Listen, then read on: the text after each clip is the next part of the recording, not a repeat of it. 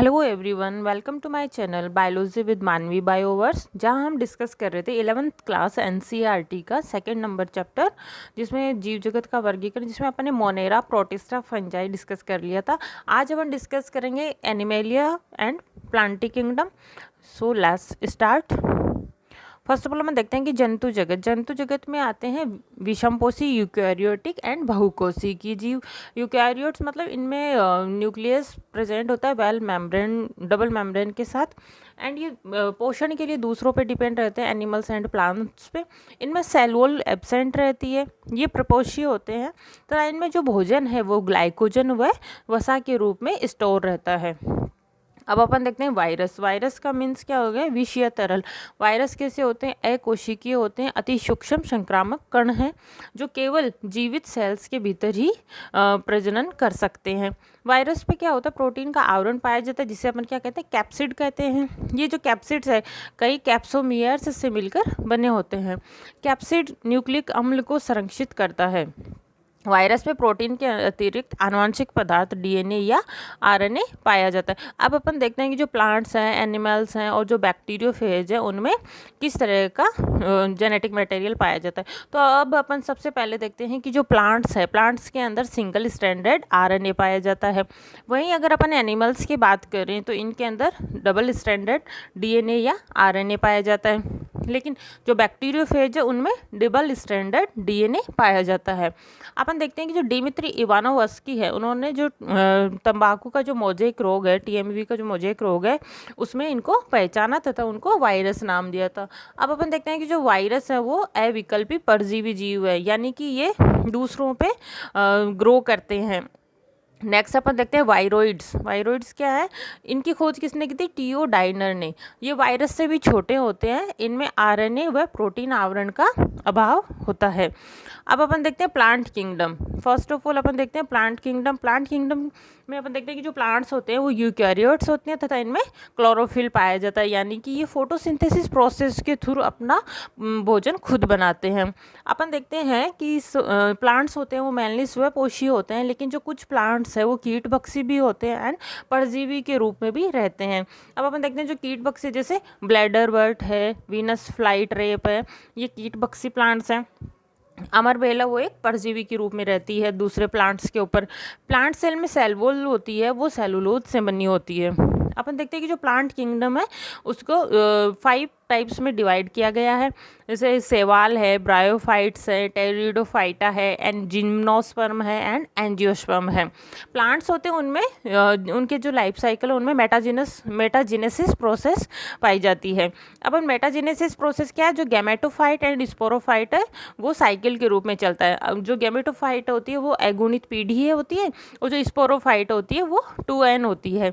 अब अपन देखते हैं कि इनका लाइफ साइकिल, जिसमें देखो सब फर्स्ट ऑफ ऑल होता है जो स्पोरोफाइट होता है वो 2n होता है। उसमें मियोसिस के थ्रू स्पोर्स बनते हैं जो अगुणित होते हैं, वो अंकुरित होकर गैमेटोफाइट का निर्माण करेंगे। गैमेटोफाइट्स के जो से गैमेट्स बनेंगे, और ये गैमेट्स होते हैं जो n+n फर्टिलाइजेशन के थ्रू 2n जाइगोट का फॉर्मेशन होगा, एंड जाइगोट से एम्ब्रियो का निर्माण होगा और फिर से स्पोरोफाइट का। इस तरह से इनके लाइफ साइकिल में मेटाजेनेसिस प्रोसेस चलती है।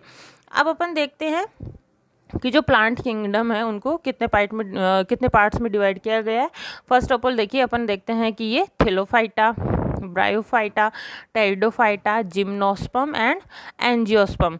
जो थेलोफाइटा है उनकी बॉडी है वो थैलस के समान होती है, और इनके अंदर कौन कौन आते हैं, एल्गी एंड फंजाई। नेक्स्ट अपन देखते हैं ब्रायोफाइट्स ये कैसे होते हैं, नॉन वास्कुलर प्लांट्स होते हैं, ये मॉइस्ट प्लेसेस पे उगते हैं। फिर अपन इनकी अगर बात करें एग्जाम्पल्स की, तो अपन देखते हैं कि जो फ्यूनेरिया है, मार्स ये है। फिर अपन देखते हैं टेरिडोफाइट्स कैसे होते हैं, वास्कुलर प्लांट्स होते हैं।